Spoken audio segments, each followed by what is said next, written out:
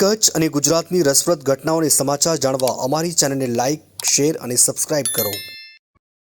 અમે જ્યાંથી પ્રચારની અંદર જઈ રહ્યા છીએ, અમે તમામ ઉમેદવારો અને સાથે સાથે જે વિસ્તારની અંદર જઈ રહ્યા છીએ ત્યારે લોકોનો અમને ખૂબ જ સારો એવો પ્રતિસાદ મળી રહ્યો છે. ક્યાંક કદાચ કોઈ કામ રહી ગયું હશે બાકી, તો પણ એ અમે નોટ કરી અને આગામી સમયની અંદર એ તમામ જે કદાચ પ્રજાના કાર્યો હશે એ અમે પૂરા કરવા માટેની ચોક્કસથી અમે તમામ જે ઉમેદવારો છે એ પૂરા કરવા માટેની આપના માધ્યમથી હું જે અમારા વિસ્તારના લોકો છે એને ખાતરી આપું છું.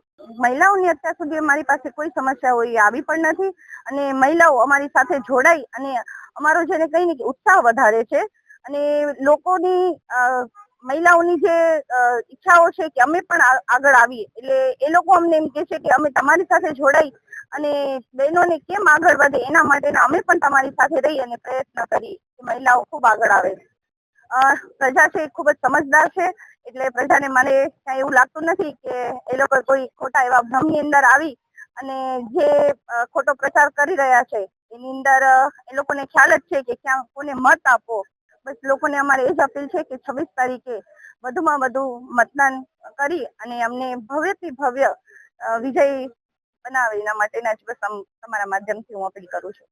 આજે વોર્ડ નંબર 8 ના ભારતીય જનતા પાર્ટીના ઉમેદવારના ચૂંટણી પ્રચાર કાર્યાલયના ઉદ્ઘાટન પ્રસંગે અમારા ભુજ મત વિસ્તારના સન્માનીય ધારાસભ્ય કેશુભાઈ પટેલ સાહેબ, ભુજ શહેર ભારતીય જનતા પાર્ટીના પ્રમુખ ભાઈ શ્રી મિતભાઈ ઠક્કર, ડિસ્ટ્રિક્ટ કોઓપરેટિવ બેંકના ચેરમેન સન્માનીય દેવરાજભાઈ ગઢવી, અમારા રાજપૂત ક્ષત્રિય સમાજના પૂર્વ પ્રમુખ અને અમારા સૌના મુરબ્બી વડીલ શ્રી જોરાવરસિંહજી રાઠોડ, લોહાણા સમાજના પ્રમુખ ડોક્ટર મુકેશભાઈ ચંદે, રાજપૂત સમાજના પ્રમુખ શ્રી તેમજ રમેશભાઈ સોલંકી અને વિવિધ સમાજના પ્રમુખશ્રીઓ, આ વોર્ડમાં રહેતા સોસાયટી વિસ્તારના સૌ પ્રમુખશ્રીઓ અને મોટી સંખ્યામાં મારા વોર્ડ નંબર 8ના સૌ પરિવારજનો આજના અમારા કાર્યાલય પ્રસંગે ઉપસ્થિત રહી અને અમારો જોમ અને જુસ્સો વધાર્યો કે ભારતીય જનતા પાર્ટીના સમર્થનમાં આ વોર્ડના તમામ નાગરિકો, તમામ મતદારો અમારી સાથે જ છે. ચોક્કસ અમે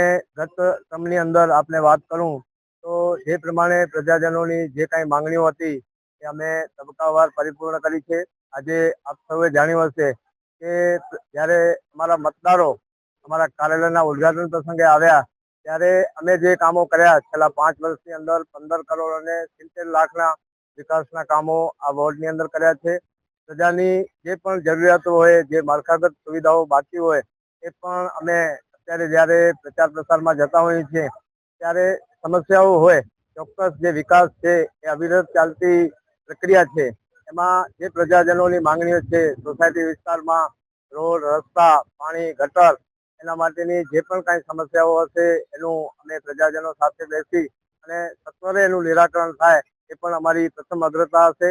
આપના માધ્યમથી અને સૌ પ્રજાજનોને હું જણાવું છું કે કોંગ્રેસના જે મિત્રો છે એ ફક્ત વ્યક્તિગત પ્રચારો કરી અને ઉમેદવારોના પ્રચારો કરે છે. એમની પાસે પ્રજાનો જનાદેશ નથી, પ્રજાનું સમર્થન નથી. ફક્ત વાહિયાત વાતો કરી અને ઉમેદવારો જ્યારે કોંગ્રેસ પાર્ટીએ ઉભા કર્યા છે અને એમાં પ્રજાજનોને બધી ખ્યાલ જ છે કે કોણ પ્રજા વચ્ચે રહે છે, કોણ પ્રજાના કામો સાંભળે છે, કોણ પ્રજાના કામો કરે છે.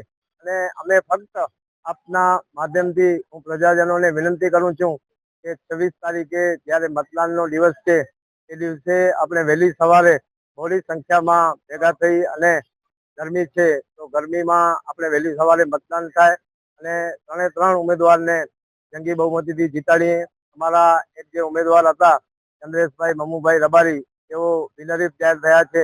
ત્યારે હવે અમે 3 ઉમેદવાર આ વોર્ડ નંબર 8ની અંદર ચૂંટણી લડી રહ્યા છીએ. એમાં અમારા ઉમેદવારમાં મારી સાથે મનીષાબેન ધવલરાજ સોલંકી, એમના બેલેટ ક્રમાંક નંબર 1 છે. હું મનુભા કેતુભા જાડેજા, મારા બેલેટ ક્રમાંક નંબર 2 છે. મારી સાથે બીજા બેન વિમીબેન વિનોદભાઈ ઠક્કર, એમના બેલેટ ક્રમાંક નંબર 6 છે. હું આપના માધ્યમથી મારા વોર્ડના સૌ મતદાર મિત્રોને, સૌ પરિવારજનોને વિનંતી કરું છું કે અમે 3 ઉમેદવારને કમળના નિશાન ઉપર મતદાન કરી અને અમને જંગી સમર્થન આપો એવી આપ સૌના માધ્યમથી વિનંતી કરું છું.